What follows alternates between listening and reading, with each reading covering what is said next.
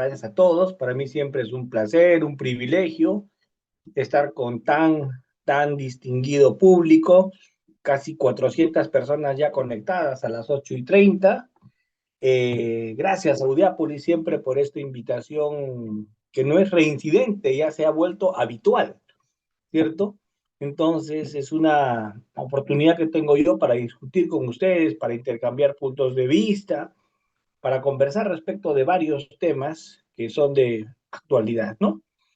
Y en esta ocasión vamos a hablar sobre la antijuricidad, ¿de acuerdo?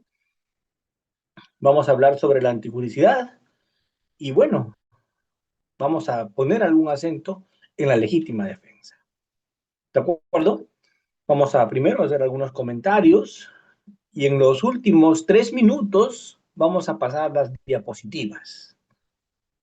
¿Está bien así, doctor líder? Sí, doctor, para que den la conclusión final. Ah, no, mentira, doctor.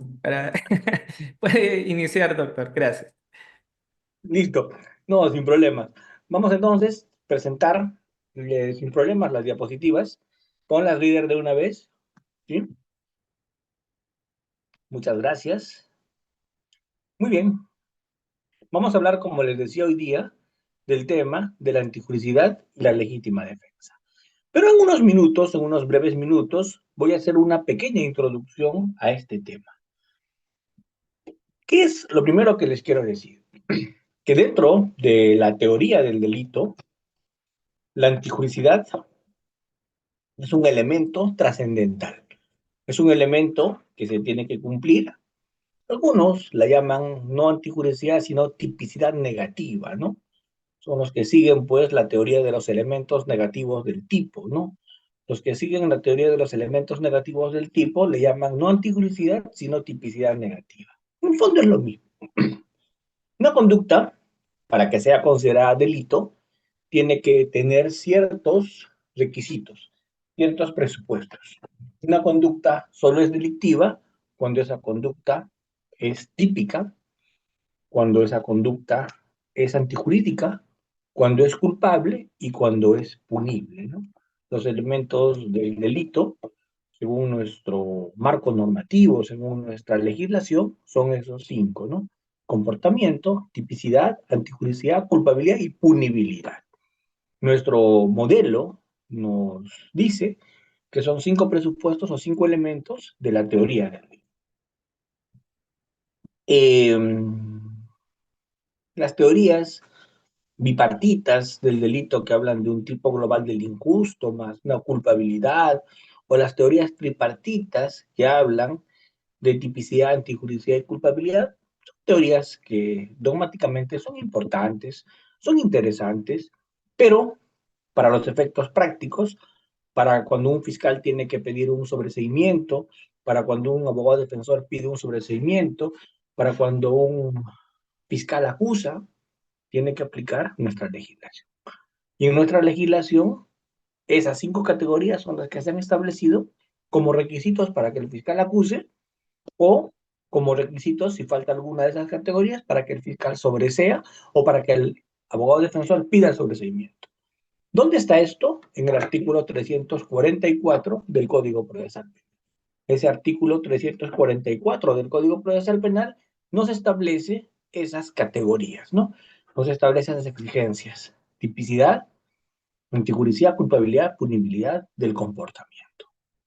Bien, entonces, cuando hablamos de la antijuricidad, estamos hablando de las causas de justificación.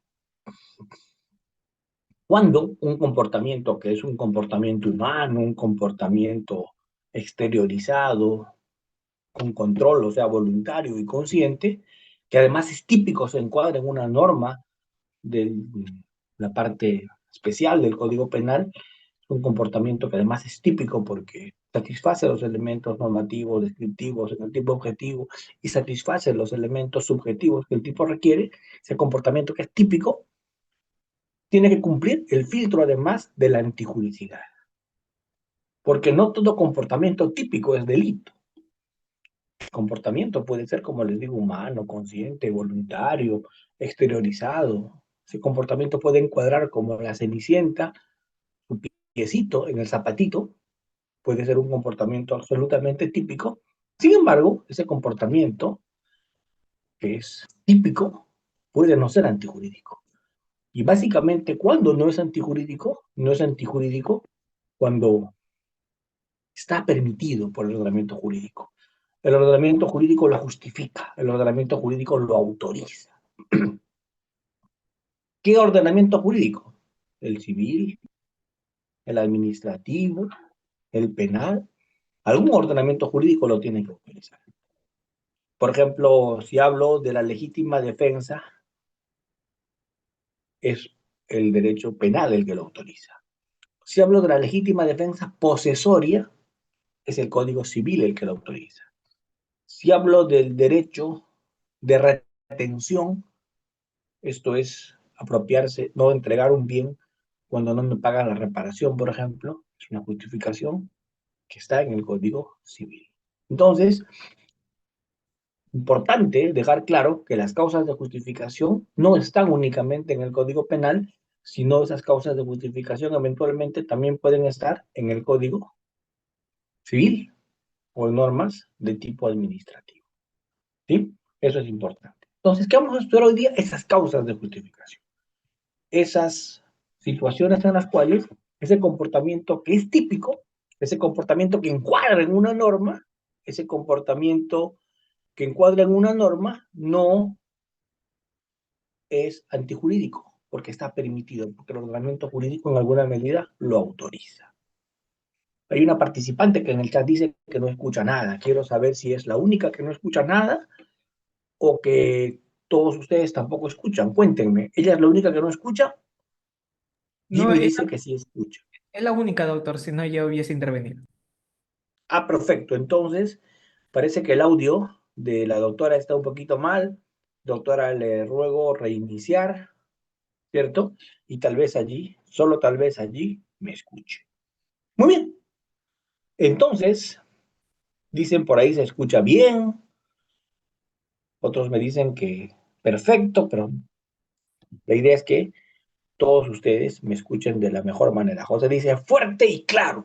Excelente. Gregorio dice se escucha bien, con lo cual creo que me están escuchando. Muy bien. Entonces hoy día le vamos a meter el punche a ese tema que es la antijuricidad. Empezamos con las PPTs elaboradas en coordinación con el doctor Rieder. Cualquier acierto o error es únicamente atribuible ¿a quién? Ya ustedes saben, ¿verdad? Cualquier error o acierto, así es. Muy bien. Entonces, vamos a hablar eso, vamos a explicar lo que es una causa de justificación, vamos a explicar la estructura de una causa de justificación y vamos a adentrarnos a las causas de justificación. Avanzamos entonces. Miren, ya somos casi 500 personas conectadas esta noche, lo cual me llena de alegría. Avanzamos. Muy bien. ¿Cuándo una conducta es antijurídica? ¿Cuándo una conducta es antijurídica? Una conducta antijurídica es cuando se aparta del ordenamiento jurídico, cuando no está acorde al ordenamiento jurídico, cuando tiene un problema, ¿cierto? Así es como dice Brianna Becerra, cuando va en contra de la ley. Excelente. ¿Qué otras ideas tienen ustedes en el chat? Los leo de un comportamiento antijurídico. ¿Cuándo un comportamiento es antijurídico?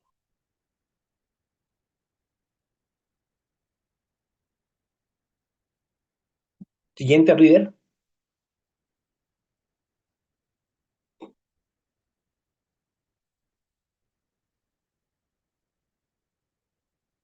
Cuando contradice la ley, dice Joaquín. Cuando contradice la ley. Regresamos. Cuando los hechos están a margen de la ley, dicen algunos. Bueno, acá se ha puesto un, más o menos, recordaris de cuando un comportamiento debe ser delito, ¿no? Un delito es únicamente delito cuando está establecido en la ley. Creo que ese es un principio que es muy importante que recordemos, que es el principio de lesividad, ¿cierto? Un comportamiento es delito cuando ese comportamiento está establecido como delito en la ley. Pero no solo está establecido como delito en la ley, sino además no está justificado por la ley. Las causas de justificación tienen que estar en una norma, ya sea extrapenal o penal, porque solo en la ley vamos a encontrar conductas delictivas y conductas de justificación a las conductas delictivas, ¿cierto? Ese principio de legalidad que lo hemos repetido siempre cuando hemos hablado de ley previa, ley anterior al hecho, ley cierta, clara, que no admita dudas en su lectura e interpretación, ley estricta que no admite interpretaciones analógicas, ley escrita, porque no hay leyes orales o consuetudinarias, ¿sí? Esa norma sanciona cuando se afecta un bien jurídico, ese es el principio de lesividad.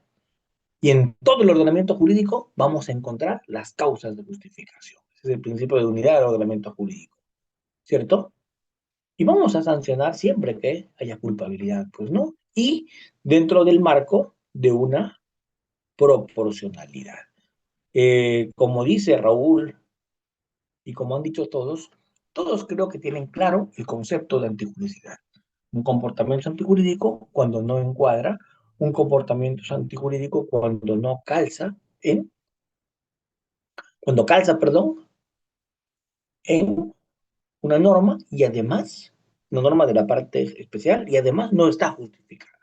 Ahí es un comportamiento típico y antijurídico. Y cuando hay un comportamiento típico antijurídico, estamos hablando de un injusto. Estamos hablando de un injusto. Ahí tenemos que diferenciar la antijuricidad formal de la antijuricidad material, que la vamos a ver luego. Tranquilos, no se preocupen. Avanzamos, Riger. Avanzamos. Muy bien. Entonces, en la estructura del delito, les había dicho yo, con eso empecé, no todo comportamiento típico es antijurídico. No todo comportamiento típico es antijurídico, porque puede haber un comportamiento establecido en una ley como comportamiento típico. Puede que ese comportamiento calce, encuadre en ese comportamiento, calce en ese tipo penal. Es un comportamiento típico, calce en un tipo penal. Juan Pérez agarra una pistola y le dispara y mata a Perico Los Palotes de un balazo en la cabeza. El comportamiento calza, es un comportamiento de homicidio. Un hombre, de manera consciente, de manera voluntaria, exterioriza su comportamiento y le quita la vida a alguien. Calza en el delito de homicidio, el artículo 106 del Código Penal. Sin embargo, ese comportamiento puede que, siendo típico, no sea antijurídico. ¿En qué supuestos? Puede que siendo típico no sea antijurídico en los supuestos en los cuales esté justificado. Por ejemplo, en una legítima defensa. En una legítima defensa, nadie tiene por qué morir si puede defender su vida, aun cuando sea quitándole la vida del otro. ¿De acuerdo? Entonces, acá tenemos que analizar ese tema que está, como dice Jimmy, en el artículo 20 del Código. Tenemos que analizar acá el tema de la unidad del ordenamiento jurídico, porque esas causas de justificación, como les dije desde un inicio, están en todo el ordenamiento jurídico. No están únicamente en el Código Penal, artículo 20, como por ahí me señalaban hace un momento. El artículo 20 del Código Penal señala, mezcladas todas las causas de culpabilidad, mezcladas todas las causas de justificación, las causas de exculpación, mezcla todo. Es un arroz con mango, es una mezcla de todo el artículo 20 del Código Penal. Ahí encuentras causas de ausencia de conducta, ahí encuentras causas de justificación, causas de exculpación, todo está sancochado en el artículo 20. Hoy día vamos a diferenciar cuáles son las causas de justificación del artículo 20, cuáles son las causas de exculpación del artículo 20. Vamos a hacer, si el tiempo nos permite, si las condiciones se dan, un barrido de todo esto. ¿De acuerdo? Así es, como dice Joseph, legislador flojo.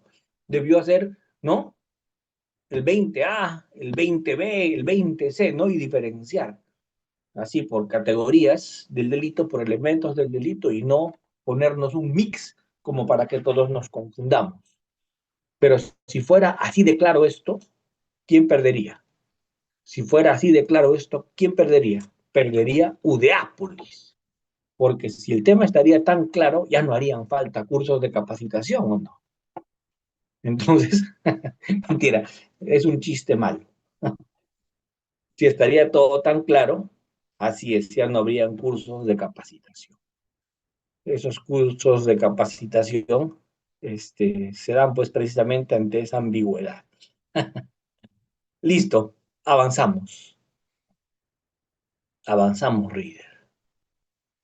Muy bien, entonces tenemos que diferenciar, como yo les había comentado ya, la distinción entre la antijuricidad formal y la antijuricidad material. ¿De acuerdo? Vamos a hablar del injusto y de la antijuricidad. Empezamos con la antijuricidad.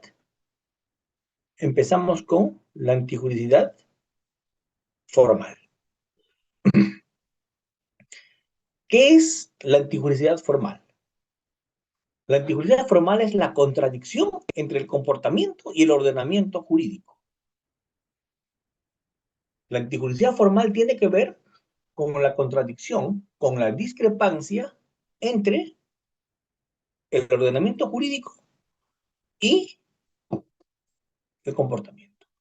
Cuando el comportamiento jurídico colisiona, cuando el comportamiento colisiona con el ordenamiento jurídico, hay una antijuricidad formal.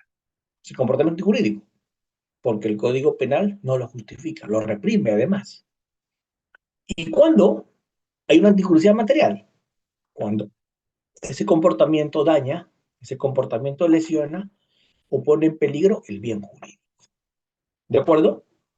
Quiero mencionarles además que este es un criterio completamente valorativo, porque tiene que ver con la formación del injusto. Eso quiero que lo entiendan, por favor, todos los que me están escuchando hoy día. Este injusto es común a todas las disciplinas. Este injusto es común a todo el ordenamiento jurídico. La antijuricidad se estudia en responsabilidad civil. La antijuricidad se estudia en responsabilidad administrativa. La antijuricidad es un comportamiento común a todo el ordenamiento jurídico.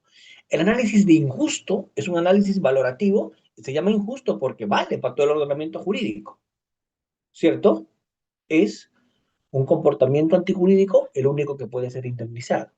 Es un comportamiento antijurídico el único que puede ser materia de una sanción administrativa. Cuando el comportamiento no es antijurídico, no te pueden poner ni una multa, no te pueden poner ni una pena, ni menos una indemnización, porque ese comportamiento que no es antijurídico no es injusto. Y al no ser injusto no puede tener consecuencias de ningún tipo. Doctor Almanza, entonces este concepto de teoría del delito sirve para todas las demás disciplinas. Sí, sí. La categoría que viene después, que van a estudiar seguro en una clase posterior ustedes, que es la categoría de la culpabilidad, esa categoría de la culpabilidad es una categoría únicamente penal. La categoría de la culpabilidad es únicamente para el derecho penal. La categoría de la culpabilidad es una categoría netamente penal. O sea, si tú en el análisis de teoría del delito analizas que hay un comportamiento que es típico y es antijurídico y llegaste hasta ahí, tienes un injusto. ¿Qué es el injusto? El comportamiento típico y antijurídico. Si llegaste al injusto, esto es al comportamiento típico y antijurídico, y hay un injusto, ¿eso qué quiere decir? Que separación civil vas a tener que pagar. ¿Qué consecuencias administrativas te van a imponer? El análisis de la culpabilidad es únicamente para ver si tienes reproche penal, esto es merecimiento de pena. La culpabilidad es una categoría netamente penal, pero ese análisis de comportamiento típico y antijurídico es un análisis del injusto que vale para todas las disciplinas, porque tiene que ver con la ilicitud, con el que el hecho esté yendo en contra del ordenamiento jurídico. El hecho no está justificado ni permitido por el ordenamiento jurídico. ¿De acuerdo? A partir de allí hay un desvalor. ¿Sí? Avanzamos, Rey del Jacinto. Ya sean delitos de peligro, desvalor del comportamiento, o en delito de resultado, el desvalor del resultado. ¿De acuerdo? Una causa de justificación también tiene una estructura. Toda causa de justificación maneja una estructura. En una causa de justificación vamos a encontrar una estructura, un aspecto objetivo y un aspecto subjetivo. En el aspecto objetivo de la causa de justificación, vamos a establecer todos los requisitos que exige la norma para justificar un comportamiento. Los requisitos que establece la norma para que ese comportamiento esté justificado. ¿Cierto? Hay un desvalor de la acción y hay un desvalor del resultado. Pero vamos, pero vamos. El que actúa en una causa de justificación tiene que saber, ese es el tema subjetivo, o por lo menos presumir que está actuando en una causa de justificación. ¿De acuerdo? Porque si él actúa en una causa de justificación sin saber que está actuando en una causa de justificación, no estaría el tema subjetivo presente. Esto vamos a discutirlo más adelante con más detalle. Avanzamos, avanzamos. Muchas gracias, Riger. Entonces, una causa de justificación tiene algunos principios que vamos a analizar. ¿Sí? Unas causas de justificación vamos a analizar. A ver, primero vamos a analizar el principio de autonomía o de responsabilidad. ¿De acuerdo? Vamos a ver acá el tema del interés predominante.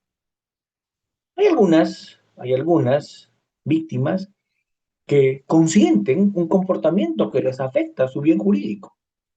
Si es un bien jurídico disponible, estamos en el tema de cuál es el interés predominante. Si es el interés predominante el de la víctima de soportar ciertos daños, ciertas lesiones, ciertas afectaciones a su bien jurídico, o el fin protector del ordenamiento jurídico, ¿qué es lo que prevalece? ¿Cierto? Si la víctima quiere soportar ciertas afectaciones a su bien jurídico, integridad física, etcétera, el problema es la víctima.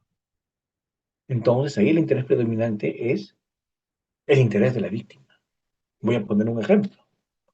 Como dice Pablo Tanaka, los masoquistas. Así es, Pablo, sí es muy buen ejemplo el de Pablo, el masoquista. El masoquista, pues, tiene un interés en sufrir, le gusta el sufrimiento, disfruta con eso, ¿cierto? ¿No? Pablo coméntanos, Pablo, ¿cómo es que te gusta esto? Cuéntanos, por favor.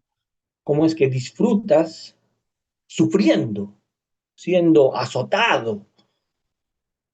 Es un tema que le afecta, sí, claro, ¿cierto? Así es. El masoquismo que tú has puesto es un ejemplo, sin duda. Es un ejemplo. Es un ejemplo porque el masoquista disfruta su sufrimiento. Entonces él nos va a decir después, María Julia se sorprende, ¿no? Nos pone un ojito ahí de sorpresa. Pero eso es verdad. A ver, vamos a cambiar de ejemplo. A ver, eso del masoquismo está causando algún tipo de comentarios en nuestro chat. Pero, pero en el masoquismo, el que tiene esa tendencia, el que tiene esa costumbre, goza con el sufrimiento. Dicen que hay un sádico que siempre busca un masoquista. El sádico es feliz golpeando y el masoquista es feliz sufriendo. Claro, mientras no le corten una pierna o mientras no le corten la cabeza, estamos hablando de bienes jurídicos totalmente disponibles. Entonces, si bien es cierto hay lesiones, si bien es cierto se ha causado dolor, es eso así, pero prima el consentimiento, prima el interés predominante de la víctima, que ella consienta eso, ¿no? Hay quienes se hacen romper la nariz para ser más hermosos, ¿de acuerdo? Entonces tienen la nariz fracturada, el cirujano le rompe la nariz, ¿cierto? Le hace una nariz mucho más eh, como cierto exboxeador, ¿no? ¿Cierto? Así es. Entonces ahí están consintiendo, hay un consentimiento. O el ejemplo excelente que me ponen, el tema de los boxeadores. En el tema de los boxeadores también han consentido ellos recibir esos golpes. Así es, como dice Jefferson Povich, otro excelente ejemplo, la rotura de las piernas, se rompen las piernas por un tema de crecimiento. Hay personas que hacen eso para crecer y es pues una lesión grave típicamente. Se analiza el comportamiento típicamente grave, le has causado más de 30 días de incapacidad, pero le ha roto las piernas para que crezca, porque él ha aceptado hacer eso. Así es, Jaime García, lamentablemente de ese tema no puedo comentar mucho, te quedarás con las ganas. Así es. No, en el caso de las mujeres que no denuncian a los agresores, en el caso de las mujeres agraviadas que me preguntan que no denuncian a los agresores, ahí no va ese tema, lamentablemente no. ¿Por qué? Porque si una mujer es golpeada por su pareja, y es golpeada por su pareja porque su pareja es un tipo abusivo, porque es un tipo que pegalón, y la mujer no denuncia por temor a que la mate, ella no está consintiendo, ahí no hay un consentimiento. Hay un terror de denunciar, ella no está aceptando eso, ella no lo está disfrutando. ¿Se entiende? Ella no lo está aceptando, sino que por terror no lo denuncia, eso es cosa muy distinta. Así es, en el caso de Messi, por ejemplo, sí, le rompieron las piernas, le ingresaron y estuvo así para que crezca un poco más. Pero el ejemplo de la mujer que acepta que su marido le pegue y no lo denuncia, ese no es un tema de consentimiento, porque ella nunca consintió que le pegue. Lo que no hace es denunciar por terror, por temor, y ese no es un ejemplo. El ejemplo del consentimiento como causa de justificación es que prima el principio de autonomía de la voluntad, de la responsabilidad, de el consentimiento de la víctima, el interés predominante es el interés de la víctima, pero eso pasa en otros supuestos, no en el supuesto que me están poniendo como ejemplo. ¿Sí? ¿De acuerdo? Entonces, entonces, eh, hay todo ese tipo de situaciones desde el principio de la autonomía de la voluntad o desde el principio de la solidaridad que se tiene que, lamentablemente, lamentablemente, también soportar algunas cosas, ¿cierto? Algunas intervenciones de bienes jurídicos en caso de peligros relevantes para otros bienes jurídicos de los demás. Y lo tienes que soportar. ¿Ven? En eso se basa una causa de justificación. En eso que estamos mirando. Primero en el consentimiento. Yo acepto el sufrimiento. Y lo otro, si no aceptas, igual tienes que sufrir. Porque con tu sufrimiento, con tu afectación, estamos salvando un bien jurídico de mayor valor. ¿De acuerdo? Un bien jurídico de mayor valor. Y ese es el principio de solidaridad. Ejemplo. Estoy manejando mi carro. Muy bien. Pero unos delincuentes están intentando robar al vehículo que está atrás del mío. Y el conductor del vehículo de atrás acelera y me choca. ¿Para qué me choca? Para generar que yo baje y dejen de atacarlo.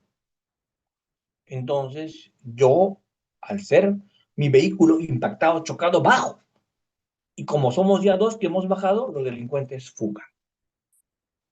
Yo tengo que soportar ahí por solidaridad ese choque que me han hecho en el carro porque han afectado mi patrimonio, pero para salvar su integridad física.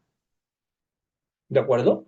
Y el que ha sufrido ese menoscabo tiene que soportar por un tema de solidaridad la afectación a su bien jurídico porque hay un bien jurídico de mayor valor que se está salvando con esa acción. Los propietarios de unas rejas tienen que soportar que los bomberos pasan, ¿cierto? Que los bomberos pasan. Los bomberos pasan. Y cuando pasan los bomberos, pues no tocan la puerta ni tocan el timbre para ver quién es dueño de esa reja. Simplemente rompen la reja y entran porque tienen que salvar vidas. Eso es el principio de solidaridad. Entonces, una causa de justificación siempre se va a sustentar en tu autonomía de la voluntad, en tu interés que va a ser siempre en bienes de libre disposición preponderante. La víctima quiere soportar, la víctima acepta soportar, ¿cierto? O porque hay un interés más fuerte, o porque tienes el deber de solidaridad frente a situaciones como las que comentado. Avanzamos, Reader.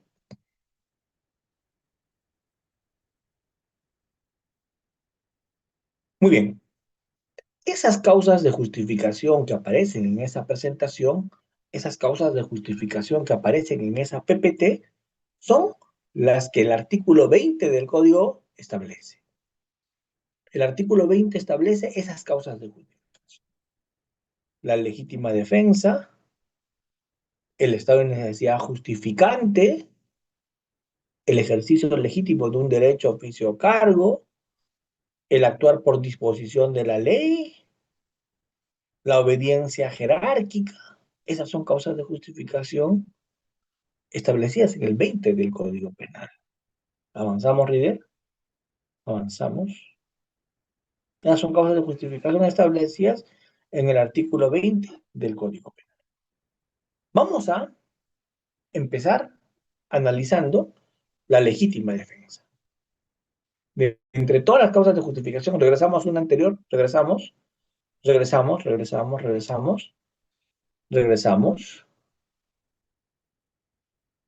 De estas causas de justificación que están en la presentación, yo voy a tratar de ocuparme el día de hoy. Vamos a hablar de la legítima defensa, que está en el 3 del Código Penal. Vamos a hablar del estado de necesidad justificante, 24, el ejercicio legítimo de un derecho a un cargo del 28, lograr por disposición de la ley del 28 también, la obediencia jerárquica del 29. Y el tema del consentimiento, que no está allí por una omisión, pero también vamos a hablar del tema del consentimiento del titular del bien jurídico de libre disposición. Avanzamos. Y empezamos con la legítima defensa. Empezamos con la legítima defensa. Contrariamente a los que muchos piensan, regresamos, Riel, todavía no entres allí. Contrariamente a lo que muchos piensan, hay muchas personas que tienen la idea, desde mi punto de vista errada. Elizabeth García me pregunta, ¿son todas las causas justificadas o no hay más? Elizabeth, se ve que recién has llegado a la clase. Hay muchas más causas de justificación y están en el Código Civil, están en la vía administrativa, ¿cierto? Están en la vía extrapenal y también en el Código Penal. Esas que te he mencionado son un ejemplo de causas de justificación. Lo que yo quiero que entiendas es cuándo hay una causa de justificación. Cuando ese comportamiento típico en alguna parte del ordenamiento jurídico está justificado. ¿De acuerdo? Cuando en alguna parte del comportamiento está justificado. ¿Sí? Eso quiero que entiendas. En el Código Civil, por ejemplo, como dice Pablo Tanaka, la legítima defensa del propietario. La legítima defensa posesoria también, ¿no? Del poseedor. ¿Sí? Muy bien. Entonces, esta legítima defensa no solamente está para la vida como muchos piensan. La legítima defensa está para todos los bienes jurídicos, no únicamente para la vida. Yo puedo usar legítima defensa en defensa de mi patrimonio. Yo puedo usar legítima defensa en defensa de mi integridad sexual. Yo puedo usar legítima defensa en defensa de mi honor, en defensa de mi vida, de mi integridad física. No está limitado. La legítima defensa no está limitada a la vida, como algunos equivocadamente creen. Se puede defender al amparo de la legítima defensa cualquier bien jurídico, de uno mismo o de un tercero, porque también hay legítima defensa de terceros, ¿cierto? También hay legítima defensa de terceros. Entonces, eso es algo que debe quedar clarito. Ni las causas de justificación están únicamente en el Código Penal, ni la legítima defensa se limita a la vida. Se limita a la vida. A cualquier bien jurídico se puede defender. Ahí sí vamos a los requisitos. ¿De cuándo se puede usar? Carlos Doy me pregunta, un ejemplo de legítima defensa de terceros. Un ejemplo de legítima defensa de terceros. ¿Recuerdan el caso del supermercado en Santa Anita?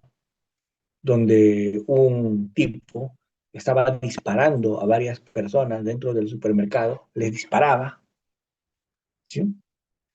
Y había herido ya a dos o tres y seguía disparando.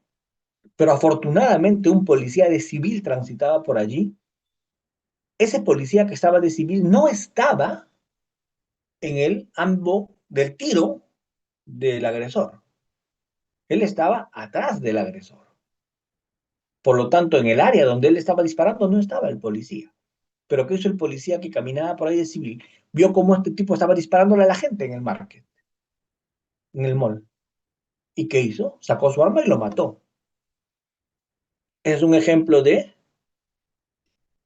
es un ejemplo de una legítima defensa de un tercero. La vida del que está en ese momento no está en juego, pero él mató en legítima defensa de un tercero. ¿De acuerdo? Muy bien. Lamentablemente, a veces, cuando se actúa en legítima defensa y no se está bien preparado en el tema, un policía o un fiscal podría terminar imputándote un delito, ¿no? Ha habido casos en que injustamente se ha imputado en legítima defensa. A ver, alguien me dice, pero de repente actuó en cumplimiento de un deber. Sí, pero más específica es la causa de justificación, en el caso del policía que dispara, defensa de un tercero. También en cumplimiento de su deber, si tú lo quieres ver por allí. A ver, pero ¿qué pasaría si es un particular? A ver, yo estoy caminando en el Megaplaza y veo que alguien está disparándole a terceras personas. Y yo, que soy particular, que no soy policía, le disparo a ese que está disparando a terceros. ¿Me aplicaría legítima defensa a mí o no? ¿Sí o no? Por supuesto que sí, doctor Gabriel. También sí, porque yo estoy actuando en legítima defensa de terceros. Por supuesto que sí, porque no se necesita ser policía para actuar en legítima defensa de terceros. Si yo soy un vengador anónimo, yo puedo intervenir y frustrar robos. Yo puedo intervenir y capturar delincuentes. Pero la palabra es puedo. Puedo. No debo. O sea, no es un deber, es una facultad. No es un deber, es una facultad. ¿Me entiende? No es una obligación, es una facultad. Vamos, yo estoy caminando en la vía pública, estoy llevando mi arma y veo que están robando un banco. ¿Puedo intervenir y evitar el robo del banco o no? Claro, estoy actuando en legítima defensa. Sin duda lo puedo hacer, pero no tengo la obligación de hacerlo. Es más, ni siquiera soy denunciado por no hacerlo. ¿Por qué? Porque tampoco la ley me pide que sea un héroe. No me piden tanto. No es posible que me exijan tanto. Entonces, ¿cuáles son los presupuestos de la legítima defensa? Primero, agresión ilegítima. Por ahí me insisten con una pregunta. Pablo y varios me preguntan, ¿y qué pasa si el que hace uso de la legítima defensa no tiene licencia para portar el arma con la que defendió? Obviamente por el homicidio no va a responder, porque actúa en legítima defensa, ¿cierto? ¿Se entiende?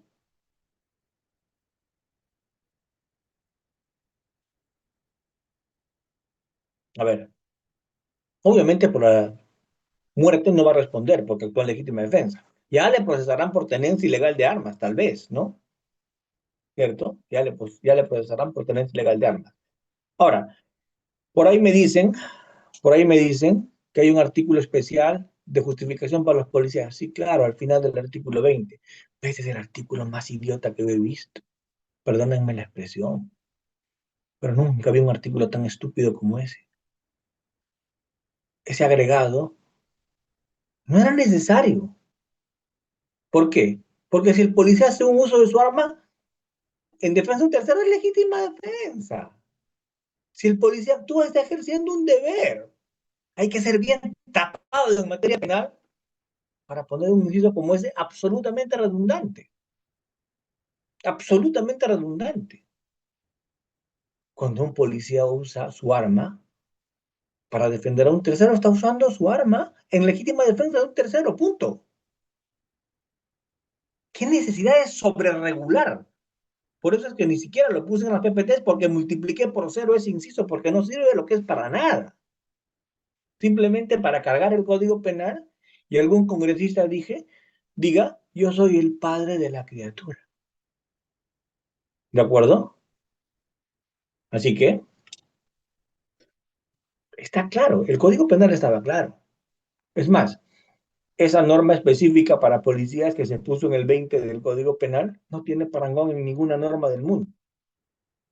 Porque en todos los países se entiende que cuando el policía dispara a alguien, está haciendo legítima defensa en caso de tercero. ¿De acuerdo? Eh, no, pues obviamente si un juez no sabe derecho penal, si un fiscal no sabe derecho penal, va a detener indebidamente al que hace uso de legítima defensa. ¿De acuerdo?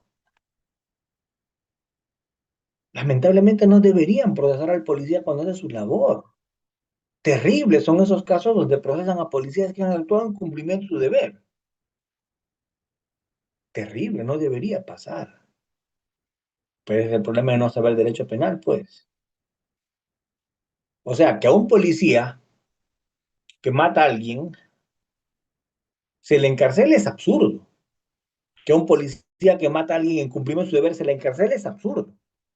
Pero eso no quiere decir que el caso no se tenga que investigar. Habrá que investigar, pues, para ver si realmente fue una legítima defensa o no. Pero sin abrirle una medida de privación de libertad de un tema como ese, ¿no? ¿Cierto? Así es, Jimmy, tal cual. Entonces, ¿cuáles son los presupuestos de la legítima defensa? Primero, agresión ilegítima. Esa agresión ilegítima tiene que ser actual e inminente, cercana en el tiempo, ¿cierto? Y ese aquel que va a actuar ante una agresión ilegítima la tiene que ver en ese momento de ese modo. Imagínate que alguien me diga, un día te voy a matar, y yo en ese momento le corte el cuello. ¿Me entienden la diferencia? Alguien me dice, un día te voy a matar, yo le corto el cuello. ¿Hay legítima defensa? No, porque esa agresión ilegítima no es actual ni inminente. Tiene que ser cercana en el tiempo. Tiene que ser actual, tiene que ser inminente. Se tiene que estar dando esa agresión ilegítima. Lo otro, la defensa tiene que ser necesaria. La defensa tiene que ser necesaria. ¿De acuerdo? Tiene que ser necesaria. Porque si puedo evitar, evito. Pero tiene que haber necesidad de la intervención. ¿De acuerdo? Tiene que ser proporcional. Obviamente, obviamente yo no voy a dispararle a alguien en la cabeza cuando está fugando luego de haberme robado mi reloj. Si me robó mi reloj y está corriendo con el reloj en sus manos y se está yendo, y saca mi arma y le dispara en la cabeza, obviamente ahí no hay legítima defensa. ¿Habrá una agresión ilegítima? Ya no. La agresión ilegítima ya pasó. Cuando yo le disparé, no había una agresión ilegítima actual inminente. Ya pasó. La agresión ilegítima dejó de estar. Yo le estoy disparando cuando el tipo está fugando. Ya me agredió. Mi peligro pasó. Doctor, pero se está llevando tu reloj, tu Rolex, que tu amigo te ha prestado. Sí, pues, se está llevando mi Rolex. Pero cuando se está llevando mi Rolex, ¿de acuerdo? Yo no lo voy a matar por el Rolex. Porque, ¿qué más importante? ¿El patrimonio o la vida? Entonces yo no puedo afectar vida para salvar patrimonio. Por eso mismo, si yo le disparo al que está corriendo luego de haberme quitado el reloj, no hay legítima defensa. Así sea un policía el que dispare, porque el policía no puede matar a alguien por correr con un reloj. Así sea policía.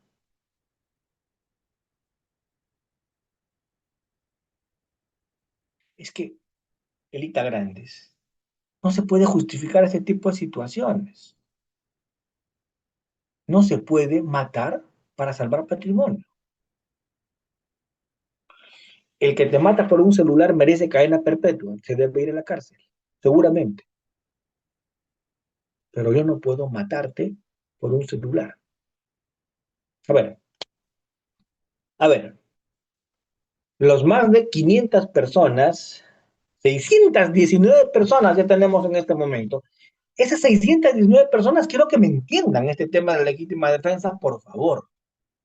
Y yo voy a poner ejemplos hoy día que se van a más o menos discutir acá. Voy a poner ejemplos que se van a discutir. ¿De acuerdo?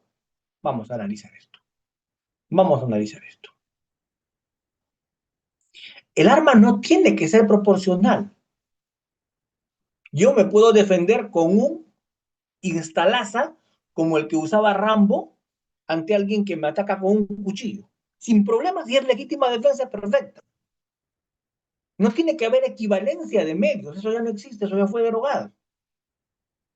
Lo que tiene que haber es necesidad razonable de lo que yo estoy usando, razonabilidad. A ver, ¿qué tal si en ese momento yo solo tengo mi fusil? ¿Entienden? Yo solo tengo mi fusil. Estoy con mi fusil. Y viene un fulano y me pone un cuchillo en el cuello. La pregunta es, me voy a ir a buscar en el... Cuñadito, aguanta, espérate un ratito, a ver, inmóvil. Saco mi chicharra paralizadora y le digo, ¿sabes qué? Inmóvil. Voy a ir a mi casa y voy a sacar un cuchillo, porque cuchillo con cuchillo, pues, mano. La pregunta es, ¿el cuchillo mata? ¿El cuchillo mata? Doctor, pregunto, ¿el cuchillo mata?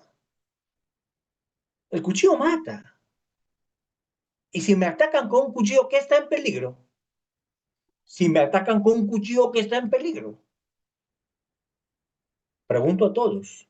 Si me atacan con un cuchillo, ¿qué está en peligro? Está en peligro mi vida. Doctor, ¿y qué tal si no le quería matar, sino cortar con el cuchillo?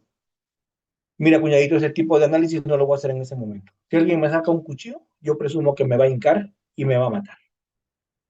Así que, ¿qué hago? Me defiendo con lo que tengo. Si con lo que tengo es un fusil, en ese momento le meto con el fusil.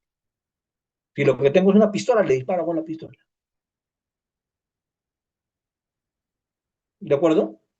Entonces, esa de equivalencia de medios era un absurdo, algo absolutamente impresentable. Felizmente ya se quitó. Felizmente ya se quitó. Hoy tengo que hablar de la razonabilidad. Obviamente, si ya me robó, si ya se está fugando luego de haberme robado, ya mi vida no está en peligro. Entonces, si mi vida ya no está en peligro y yo le disparo, eso ya no es legítima defensa, porque la agresión ilegítima ya pasó. Eso ya es venganza. Sí, seguro. No, es que si está fugando, portando un arma de fuego y disparando al aire, ahí sí le disparo. Porque ya no me estoy protegiendo yo, estoy protegiendo a terceros. Que él pueda balear porque está yendo disparando con un arma de fuego. Eso es otra cosa, la cosa cambia. Pero por eso les digo, analicemos caso por caso. Y yo siempre pongo este ejemplo. A veces a los policías les instruyen y les dicen, tú no le puedes disparar a alguien a menos que no veas su arma. ¿Se entiende? A los pobres policías le dicen, no le puedes disparar si no ves su arma. A ver, yo les pregunto. Y les digo a los policías siempre. Yo les digo, hermano, si tú ves el arma del delincuente, créeme, ya no vas a ver nunca más nada en tu vida. Porque si logras ver el arma apuntándote, estás muerto. ¿De acuerdo? Si es una réplica, no tienes por qué saber si es una réplica en ese momento. ¿De acuerdo? A ver, el policía le dice no te muevas y le apunta con su arma. El tipo mete la mano a la casaca y gira. ¿Qué puede pensar el policía? Que va a sacar un pañuelo. No, tiene que el policía esperar a ver la pistola. El policía no puede esperar a ver nada. Ya le dijo que no se mueva. Y el otro está haciendo un movimiento extraño, peligroso. ¿Qué tiene que hacer el policía? Defender su vida. Doctor, pero yo creería que el tipo debería sacar el arma pues, para que el policía vea que tiene arma. ¿Se dan cuenta? Para analizar esto, ¿qué se tiene que usar? Algo que se llama sentido común. Todo esto se resuelve, mis queridos doctores, únicamente con purito sentido común. Razonabilidad. Hay que ser razonables. Avanzamos. Doctor Almanza, pero yo veo muchos atropellos a los motociclistas asaltantes cuando viene un vehículo. Y ahí sí hay legítima defensa, dependiendo en qué momento lo atropellan. A ver, vamos. Los motorizados han bajado de la moto y le están apuntando con sus armas a una pareja y en ese momento viene un vehículo y los embiste y los mata a los dos delincuentes. ¿Legítima defensa? Absoluta legítima defensa. Absolutamente. Porque la vida de terceros estaba en peligro. Y ese señor actúa en legítima defensa de la vida de terceros, que estaban sufriendo una agresión ilegítima con arma de fuego. Doctor, pero el delincuente de repente no lo iba a matar, solo lo estaba asustando. ¿Cómo sé? Bien atropellados. ¿De acuerdo? Bien atropellados. ¿Se entiende? Estaban sufriendo una agresión inminente, actual e inminente. Bien atropellados. Doctor Almanza, los tipos ya robaron, ya han subido su moto, ya se están fugando en su moto y viene de la camioneta y las atropella. No, ya no hay legítima. Ya no hay legítima. Porque la agresión ilegítima ya pasó. Ya no hay legítima. ¿Se entiende la diferencia?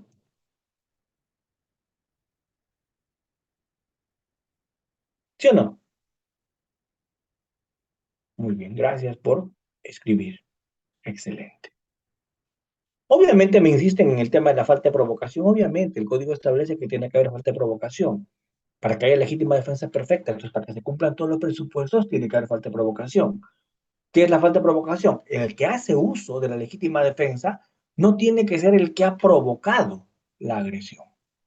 El que hace uso de la legítima defensa no tiene que ser el que ha provocado la agresión. A ver, yo me meto a la casa de mi vecino cuando mi vecino no está y estoy apoyando en el cumplimiento de sus deberes conyugales con su pareja. ¿Se entiende el ejemplo? Estoy colaborando ahí con mi vecino, ¿cierto? Me he puesto su pijama, estoy en su cama con su esposa, ¿sí? Obviamente, pues el vecino va a llegar y no me va a felicitar, ¿no? ¿Ustedes qué creen?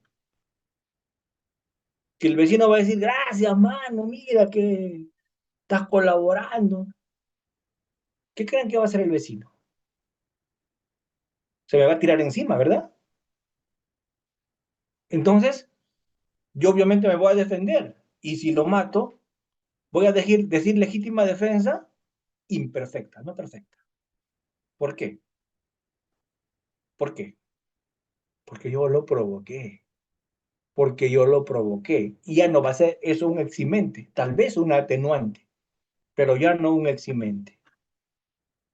No, si el vecino es el que a mí me mata, será un homicidio por emoción violenta, por colaborador.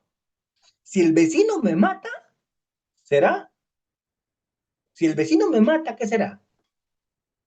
Homicidio por emoción violenta, porque el tipo tuvo una grave alteración de la conciencia como consecuencia de lo que le pasó, ¿verdad? ¿Estamos? Si me mata, será homicidio por emoción violenta. Pero si yo lo mato, no será legítima defensa porque yo provoqué su agresión. ¿De acuerdo? Porque yo provoqué su agresión. Voy a cambiar el ejemplo. Imaginémonos que un delincuente me dice, mira mi punta, y me muestra su cuchillo. Y me dice, pasa tu billetera. Y yo saco mi arma y le apunto. Y el delincuente me corta con el cuchillo. El delincuente podrá decir, actúa en legítima defensa, yo solo le pedí una propina. Pregunto, repito el ejemplo. El delincuente me muestra el cuchillo y me dice, tu billetera o te corto. Yo saco un arma y le apunto. Y el delincuente saca su cuchillo y me corta. El delincuente podrá decir legítima defensa. No. ¿Por qué? Porque él provocó ese riesgo para su vida cuando yo saqué el arma. Él provocó. Él provocó, exacto. Entonces, a eso se refiere el tema de la falsa provocación. ¿Sí? Creo que han entendido con el ejemplo de la colaboración en el cumplimiento de los deberes conyugales, ¿no? Así es. Ese ejemplo ha servido. Así es. Así es. Muy bien. A ver,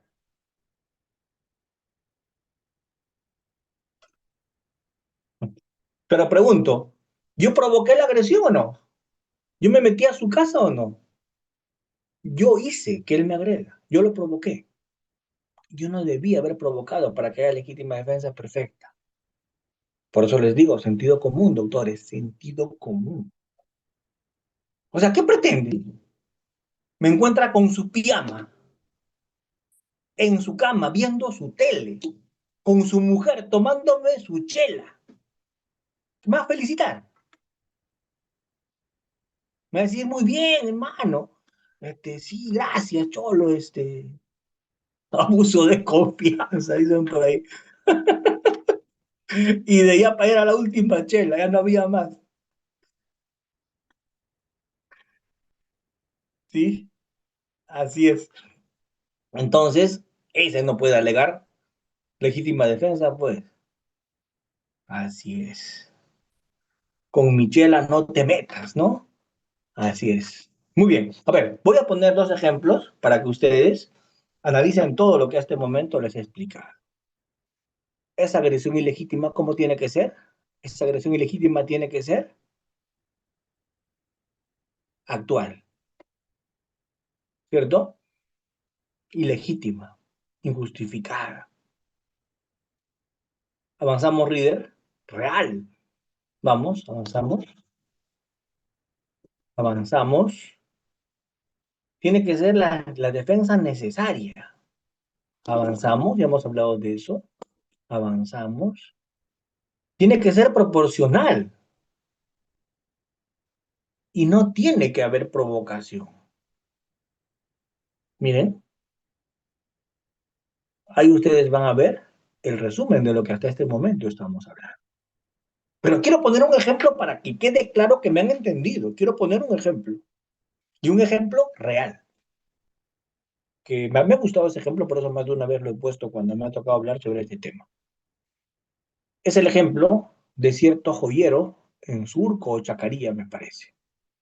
Ese joyero vive solo, tiene mucha plata porque compra antigüedades, hace préstamos, es usurero, tiene plata, vive solo. Ya lo han chequeado. Y un día está cerrando su tienda y alguien le pone el pie en esas puertas corredizas y la levanta.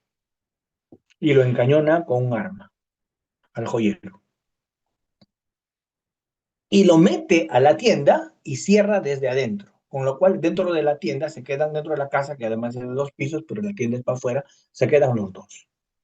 El joyero y el delincuente.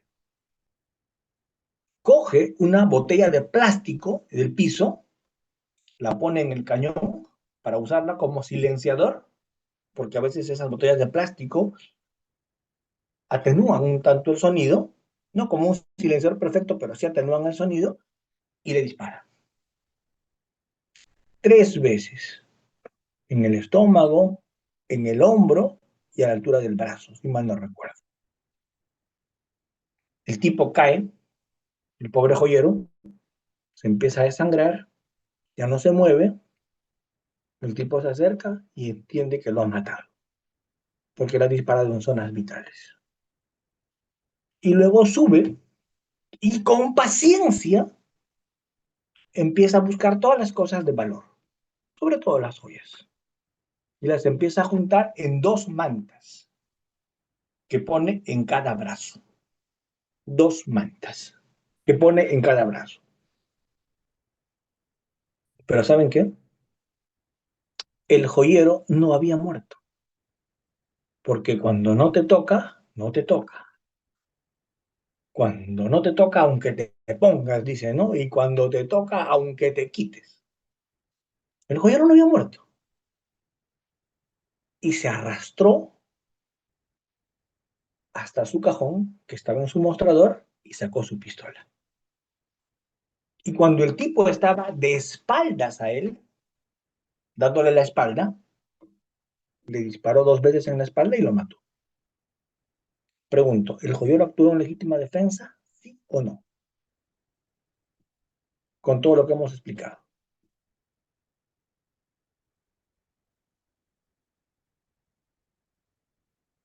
Todos dicen que sí. ¿Alguien dice que no? Le disparó por la espalda.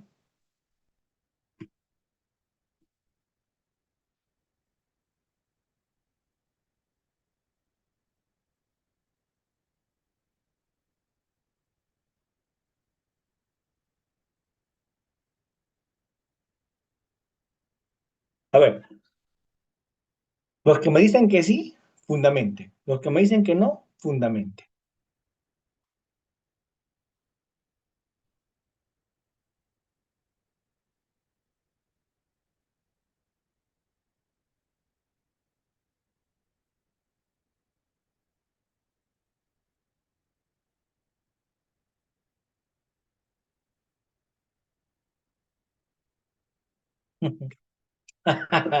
Debió decirle, desenfunda, ponte frente a mí,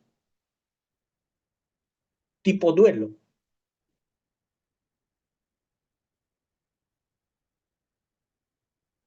¿Qué ocurrió? A este fulano, el fiscal, a este pobre joyero, el fiscal, lo acusó por homicidio. Lo condenaron por homicidio. El caso llegó a la Corte Suprema y la Corte Suprema dijo algo muy importante. ¿Saben lo que dijo? La Corte Suprema dijo, la agresión ilegítima se mantenía como actual e inminente mientras el tipo esté en el domicilio, mientras esté en el inmueble. ¿Por qué? Porque mientras estaba en el inmueble y lo veía vivo, ¿qué hacía? Si el delincuente continuaba en el inmueble con su arma y lo veía vivo al otro, ¿qué hacía?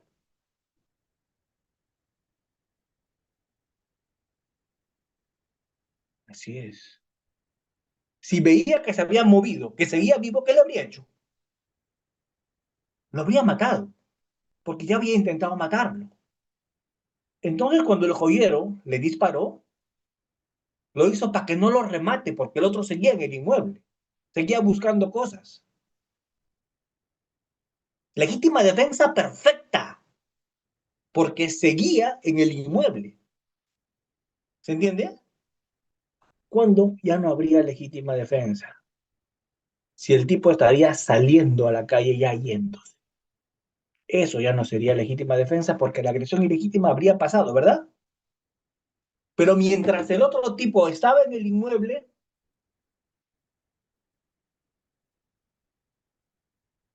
¿la agresión ilegítima se mantenía o no? Seguía el peligro. ¿Se entiende? Mientras el tipo estaba en el inmueble, la agresión ilegítima se mantenía porque el peligro continuaba, el peligro seguía. Yasmín, lo condenaron porque sabían de derecho penal lo que yo de física nuclear. Felizmente el caso llegó a la Suprema, ¿de acuerdo? Felizmente el caso llegó a la Suprema. Entonces, vamos a conversar ahora de otras causas de justificación. Superado el impasse, superado este momento magro, vamos a hablar de otras causas de justificación, como el estado de necesidad justificante. Este tema del estado de necesidad justificante que están viendo ustedes allí, el doctor Rider Jacinto ha puesto una foto allí muy interesante de de un avión de la Fuerza Aérea que se cayó en la cordillera. Y ese es un ejemplo de estado de necesidad justificante porque afectaron un bien jurídico de menor valor para salvar un bien jurídico de mayor valor. En el estado de necesidad justificante, lo que tiene que quedar claro es que se afecta un bien jurídico de menor valor para salvar un bien jurídico de mayor valor. Miren la idea. Afecta un bien jurídico de menor valor, pero salva un bien jurídico de mayor valor. ¿Cómo empieza en este caso? Ustedes saben que ese avión se cae en la cordillera y algunos pasajeros se mueren. Los que quedan vivos, los que quedan vivos, los que sobreviven, se comen los cadáveres. La pregunta es, ¿el ordenamiento jurídico permite comerse seres humanos? No, ¿verdad? Pero comerse un muerto es afectar un bien jurídico de menor valor. Estás profanando un cadáver, estás cometiendo otro tipo de acción, estás afectando un bien jurídico seguro. Pero, ¿lo haces para qué? Lo haces para salvar vida. Afectas la memoria de los muertos, afectas la protección que el ordenamiento jurídico especial le da a los cadáveres y lo afectas. Pero, ¿qué salvas? Salvas vida. Entonces, en ese ejemplo, tú puedes ver que se afecta un bien jurídico de menor valor. ¿Para qué? Para salvar un bien jurídico de mayor valor. Esa es un poco la idea. Avanzamos bien. En el estado de necesidad justificante, ¿cierto? Bueno, si habría sido canibalismo, como me preguntan por allí, si es que habrían matado a los otros pasajeros para comérselos, eso nunca ha estado probado, eso nunca se ha sabido, las historias que se han contado han sido que solo se han comido los muertos, pero si se habrían comido personas a las que habrían matado para comérselas, tampoco el tema sería delito, porque si bien es cierto, ese comportamiento no estaría justificado, ese comportamiento no sería reprochable. Ahí habría un problema de falta de reproche penal. Ahí habría un problema de ausencia de culpabilidad. ¿Por qué? Porque si bien es cierto, no está justificado matar a alguien para comértelo, porque si no te mueres de hambre, el ordenamiento jurídico no te reprocha haberlo hecho. Entonces, la reprochabilidad es un supuesto de ausencia de culpabilidad. No vas a ir preso, pero vas a indemnizar. No vas a ir preso, pero vas a asumir las consecuencias administrativas, consecuencias civiles. Eso quiero que entienda. ¿Cuándo aplica un estado de necesidad justificante? Aplica un estado de necesidad justificante en el supuesto en el que te habrías comido un cadáver, bien jurídico de menor valor, para salvar un bien jurídico de mayor valor. ¿Cuál es? La vida. En el estado de necesidad, en el estado de necesidad justificante, la única forma de salvar el bien jurídico de mayor valor es afectando el bien jurídico de menor valor. No hay otra forma de salvar el bien jurídico de mayor valor que afectando el bien jurídico de menor. Hay un supuesto de peligro del bien jurídico de mayor valor. Y lamentablemente, por lo que yo les había dicho, el deber de solidaridad, por lo que yo les había dicho, el interés primordial. El ordenamiento jurídico dice, vamos a sacrificar el bien de mejor valor, de menor valor para salvar el bien de mayor valor. Un ejemplo más claro en esto, estamos en el supuesto en el que hay un peligro inminente y la única forma de salvar o salir de ese peligro inminente es afectando un bien jurídico de menor valor.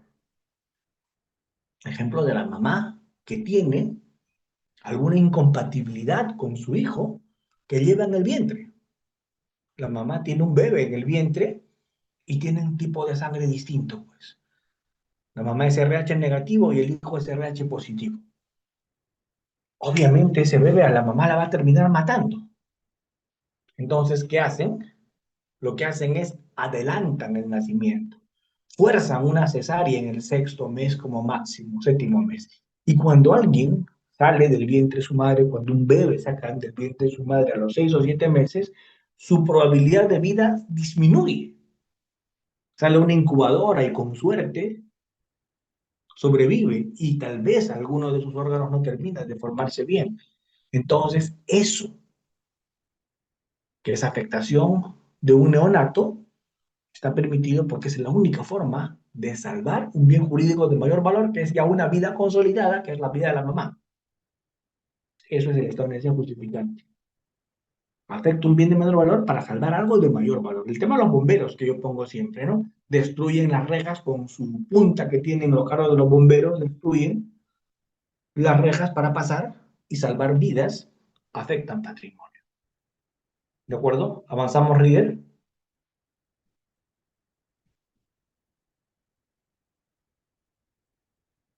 ¿Ven?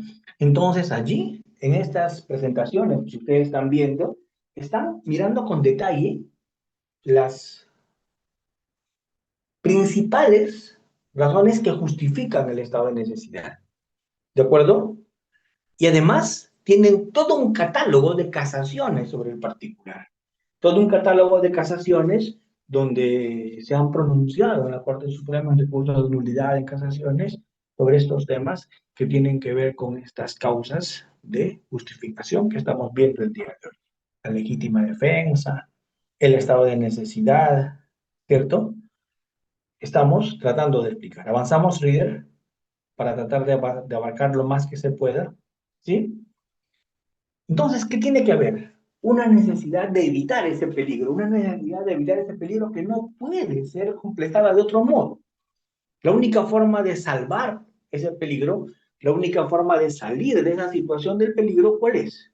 Afectando un bien jurídico de menor valor. No hay otra forma de salir de ese peligro. La única forma de salir de ese peligro es afectar un bien jurídico de menor valor. ¿De acuerdo? La única forma es esa. Avanzamos, Reader. ¿Sí? Muy bien. También tenemos que hablar acá de proporcionalidad. También tenemos acá de verificar esta proporcionalidad de la acción. ¿Sí? A ver, un ejemplo sería como lo hizo el grupo Colina. No, no lo creo. No, no lo creo. No creo que el ejemplo sea bueno el del grupo Colina, a menos que usted me diga en qué aspecto. Pero no me parece que ese sería un ejemplo. Avanzamos, líder, te ruego. Quiero tratar de responder las preguntas que yo veo. Eh, a ver, vamos. Vamos a responder algunas preguntas porque no quiero dejarlos en el aire a todos los que en el chat me están escribiendo. A ver, Eduardo Esparza me dice, ¿la persona que se come a otra persona para sobrevivir no comete delito?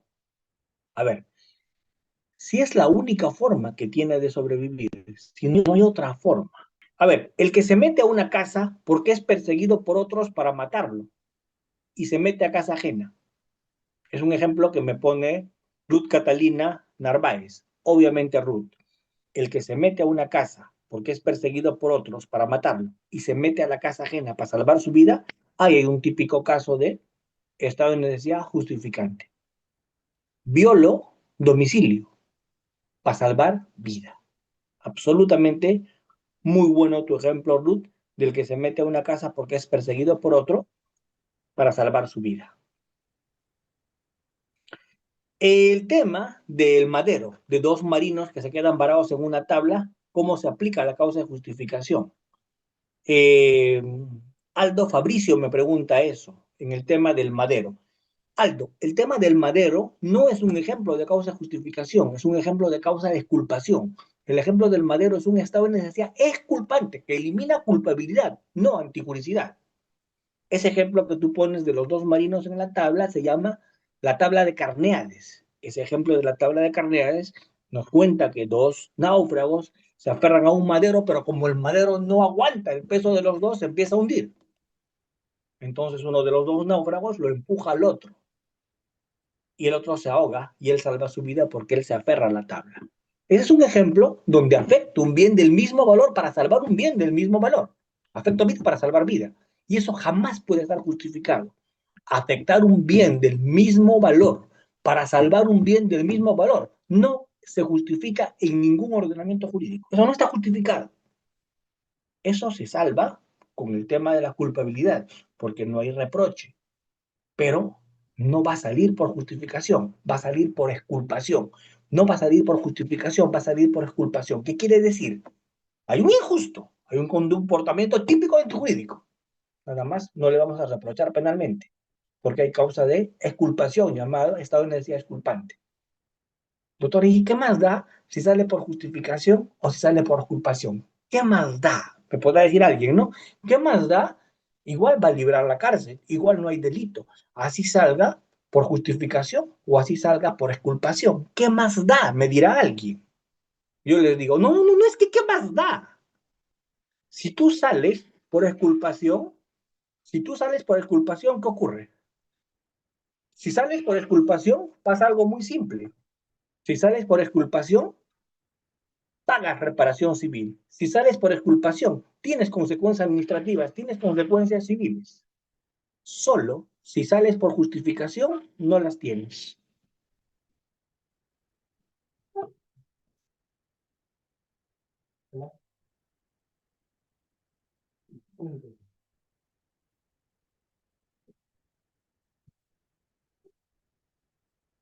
Entonces, solo si sales con causa de justificación, o sea, solo si te libras del injusto, también te libras del pago de la reparación civil. Pero si tu comportamiento es injusto porque no está justificado, pero libras la cárcel porque tu comportamiento no es culpable, porque hay una causa de culpación como el estado de necesidad culpante, tendrás que pagar reparación civil, tendrás que asumir otras consecuencias. ¿De acuerdo? Muy bien. Acá tengo 9 mensajes más. Wow, qué bueno, eso me hace ver que la gente está exactamente como dice Estel. Si sale por justificación, no paga reparación civil, porque su conducta está justificada, porque su conducta no es antijurídica. Si su conducta no es antijurídica, si su conducta está justificada, ¿cómo va a pagar reparación civil? No paga nada, sale libre de polvo y paja. Pero si su conducta no está justificada y se libra por una causal de exculpación que elimina culpabilidad, no se olviden que la culpabilidad es una categoría netamente penal, sí paga reparación civil. Porque recuerden siempre, la culpabilidad es una categoría netamente penal, eminentemente penal. Así que Máximo, en ese sentido te respondo. ¿De acuerdo?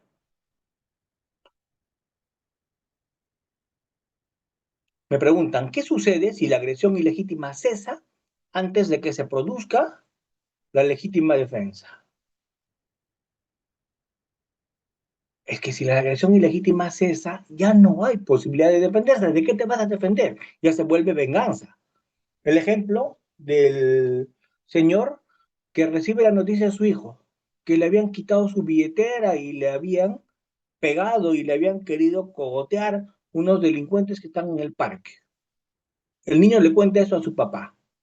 Su papá saca su arma, va y les dispara a los delincuentes. La pregunta es, ¿eso es legítima defensa? No, porque la agresión a su hijo ya pasó. Ya su hijo está sano y bueno en su casa. Bueno, ni tan bueno porque lo han golpeado. Pero cuando él va y les dispara, eso ya no es legítima defensa de su hijo, eso ya es venganza, ya la agresión ilegítima pasó. ¿De acuerdo? Eso quiero que entiendan. ¿De acuerdo? Así es. Eso ya es venganza. ¿Sí? Eso ya es venganza. Entonces, quiero que entiendan eso. A ver, me pregunta Jimmy, el adolescente de 16 que tira piedras y causa lesión a una persona, ¿es infracción al Código Penal? Por supuesto, porque el menor comete un comportamiento típico y antijurídico acá. Lo que no será es reprochable penalmente por minoridad, ¿cierto? Pero sí va a ser sometido a la justicia de menores infractores.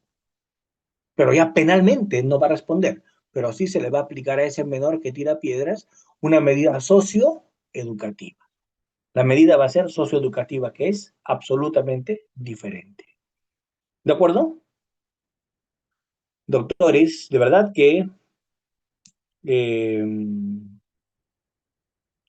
una causa de justificación a la legítima defensa, exactamente, tal y cual. Una causa de justificación es la legítima defensa perfecta. Eh, Como ustedes verán, hoy día he tratado de avanzar lo que he podido, pero quiero terminar con este tema del ejercicio legítimo del derecho, oficio o cargo. De este tema. A ver, avanzamos, líder. Este tema del ejercicio legítimo de un derecho, oficio o cargo, ¿cierto? Está previsto en el 28. Algunos dicen que esta es la base legal de la imputación objetiva en el Perú. Esto es la plasmación de la teoría del rol de Gunther Jacobs en el Perú. Hay quienes sostienen eso. Y yo digo que no les falta razón.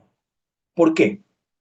Porque si estás hablando acá de que tú cumples tu rol, de que tú estás actuando en cumplimiento de tus funciones, tú estás actuando acá en cumplimiento de tu deber, de tu oficio, no tienes por qué responder penalmente. Porque tu rol te bloquea, tu rol te protege. Esto tiene un basamento, ¿cierto? En Jacobs, en su teoría del rol.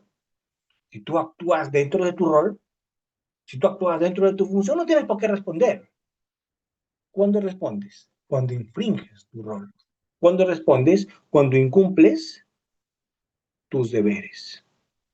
Entonces, yo siempre he dicho, y siempre lo repito, y a diario tengo problemas de este tipo, y siempre lo digo, si tú quieres vivir en paz, si quieres vivir de acuerdo con las normas, si quieres nunca tener problemas penales, la receta es simple, cumple tus roles. Si tú cumples tus roles, si tú cumples tus oficios, si tú cumples tus funciones, si tú cumples tus deberes, y alguien se aprovecha de tu rol, jamás regresarán en el proceso a conversar contigo. Se llama prohibición de regreso. Si tú cumples tu rol y confías en que el otro que trabaja en equipo contigo también cumple su rol, será principio de confianza. Si tú cumples tu rol y te autoproteges, ningún problema vas a tener. Pero si tú no cumples tu rol y no te autoproteges, no puedes culpar a otro de tus afectaciones, a tus bienes jurídicos. ¿Cómo se llama eso? Eso se llama autopuesta en peligro, imputación a la víctima, o como le quieren llamar en doctrina. ¿De acuerdo? Entonces, esto es importante que lo podamos entender. Porque yo creo, sí, firmemente, que este 28 que estamos poniendo acá es, es el aterrizaje en nuestro código penal de la teoría del rol de Gunther Jacob. ¿De acuerdo? De la teoría del rol de imputación objetiva de Gunther Jacob. ¿Avanzamos, Reader? ¿Ven? Como verán, esto está literalmente descrito en el 28. Ejercicio legítimo de un derecho, oficio o cargo establecido en la norma. ¿Sí? Doctores, ante el secuestro de mi hijo, yo sé dónde están, los busco, ¿podría actuar como legítima defensa? Por supuesto que sí. Si a tu hijo lo han secuestrado, tú sabes dónde están y tú vas y revientas la puerta y les disparas a los secuestradores y los matas. Es legítima defensa perfecta. Pero tú no eres policía, sí, pero estás defendiendo a tu hijo. ¿De acuerdo? Nada más no te recomiendo que lo hagas porque lo más probable es que los secuestrados terminen siendo dos. ¿Cierto?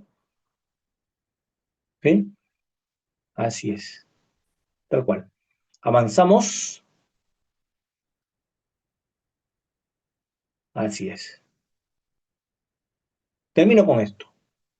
Para que opere esta causa de justificación, no te tienes que haber salido de tus límites, no tienes que haber excedido de tu rol, no tienes que haberte salido de tu rol, porque tu rol te protege mientras actúes dentro de él. Cuando sales de tu rol, cuando te excedes de lo que tu rol, tu oficio, tu cargo te permite, ya vas a responder penalmente. Porque todo esto funciona siempre que te muevas dentro de ese ámbito de tu rol. ¿Sí?